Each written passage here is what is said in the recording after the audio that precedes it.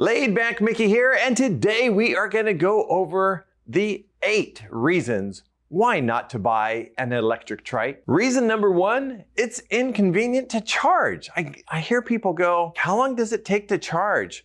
What if I run out of battery during a ride? Usually when I ride my electric trike, when I get home, I just plug it in the wall and I let it charge overnight. It only takes about 4 hours to charge. But you know what the cool thing is? Like if you want to, go for a long day ride and you're out all day, you could take your charger with you, plug it in for 20, 30 minutes, and get another probably 25% charge out of your battery really fast. You could take your charger with you, and today's charger will give you about 40 to 50 miles, maybe up to 80 miles in distance. So one charge can get you a long ways. And number 2 is, hey, good electric trikes, they're expensive. And yes, electric trikes can be expensive.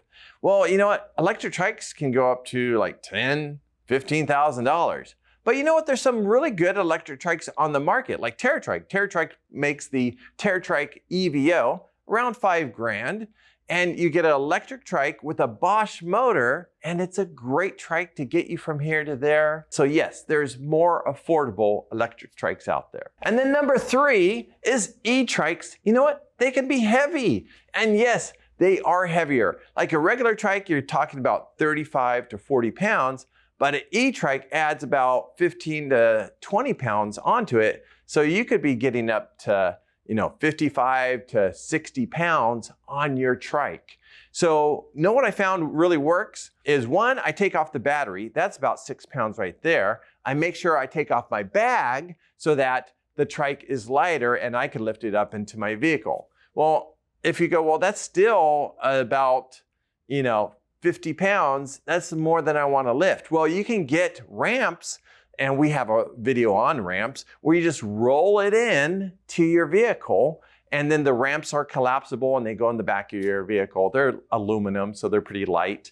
And then also easy load ramps, they make a ramp that folds down, and then you could roll your electric trike onto it and then take it that way. So a ramp system works really well when the trike's even more heavy than what you want to lift. And then number 4, is electric trikes can be dangerous to ride. Well, you know what? Anything can be dangerous to ride. But the ones that I think people are talking about is there's some manufacturers that make trikes that go 60 miles per hour. That's pretty much a sports car. So yes, those ones that are like super fast and above class 1, 2, or 3, which I'll explain in a minute, those can go past the speed limits that are allowed on regular bike trails, and also probably past what you want to be riding on your regular trike. So get a trike that has a class 1, 2, max class 3 motor. Number 5 is that there are rules to riding electric trikes. And we just mentioned it, is there's a class 1. Class 1 trikes or class 1 motors are this. They can go up to 20 miles per hour and they have no throttle. So it's a true power assist trike. So when you pedal it, it starts to work, and you have different levels of assist like low, medium, and high. But that's a class 1, so there's no throttle to it. What is class 2? Class 2 is with a throttle. So it still goes only up to 20 miles per hour, but it has a throttle. And class 1 and class 2, they're allowed on most bike trails. Now, class 3, not allowed on most bike trails. There's a lot of rules. Different states have different rules for it. But class 3 will go up to 28 miles per hour, and it has no throttle. It's either class 1, class 2, or class 3. Now, at our shop, we only carry class 1 and class 2 so that people could ride pretty much anywhere they want to go. And there's another rule, like different states have different wattage rules. The wattage rule in California is a 750 watt motor. Well, I see some companies selling like a 1,000 watt motor or a 1,500 watt motor or a 3,000 watt motor. Those you can't take on your regular bike trails because they're pretty much motor vehicles at that point. They're not bicycles anymore. They have so much power that it is going past the normal bicycle range. And also in different states, it's not allowed. So you can't take a 1,000 watt motor on a bike trail being legal at least. Yeah, there's rules to making it safe for everybody to ride together. 75% of you watching this video right now are not subscribed, and if you want to see more recumbent trike videos and support this channel, subscribe below. And number 6 is replacement batteries. They cost extra. So if you want to replace your battery, it's going to cost a little bit more. The question is like, how often do I have to replace my battery? On average, it's every like 4 to 6 years, somewhere in between there. And they're not cheap. They're lithium ion batteries. So they're probably going to range anywhere from like $700 to $1,000 depending on the size of the battery that you get. So they're not going to be cheap. But you know what? If a battery's giving you 5 years of more life, of being more healthy, I think it's worth it. 7 is that people say you don't get as fit when you get an electric motor. And that's actually opposite. You get more fit. The reason why you get more fit is because you ride your trike more. You get out more. It's proven that when you have electric motor and you're riding more, you only lose a little bit of the workout, right? But you're still working it out, right? On class 1s and class 2s, you still have to pedal. It's still power assist. It's not a moped. It's not a motorcycle.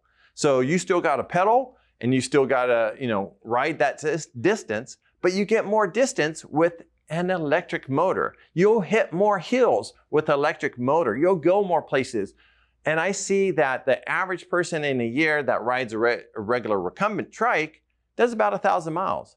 But you double, triple, quadruple that when you own an electric trike because you're just willing to go more places, go out more because you know you have that power assist to help you go where you want to go and how far you want to go. And number 8 is battery longevity. Well, how long do the average batteries last? Well, if you go back about 5 years ago, they're only going like 20 miles. If you go 10 miles out and 10 miles back and you come up to a big hill and that battery power is gone, you could be like in a dire situation to where you go, man, I wish I had the power at the beginning that I had. Well, the cool thing about today's batteries, they last so much longer. That's why they're more expensive on the batteries, is because they go like 40 to 60 miles in distance. Some will go in eco mode up to 80 miles in distance on flats. Now, the more hills you do, the more power drain you drain that battery. So if you're doing a lot of hills, you may cut that down to 30 miles, maybe 40 miles. It all depends on which system you get. You just want to go ahead and start riding it and see how far you can go. But today's batteries and today's technologies are awesome. So those are the reasons why you wouldn't get a electric trike. And I kind of hopefully went over some of the reasons why you would. Well, today, most people are getting electric bikes or electric trikes. And I say 8 out of 10 trikes that we sell go out with an electric motor.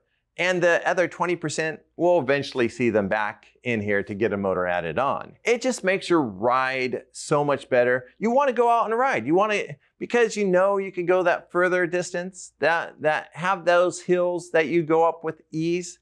It just makes your ride that much better. If you like these videos and you want to learn more about recumbent trikes, go ahead and download our free trike buying guide. It's in the description below.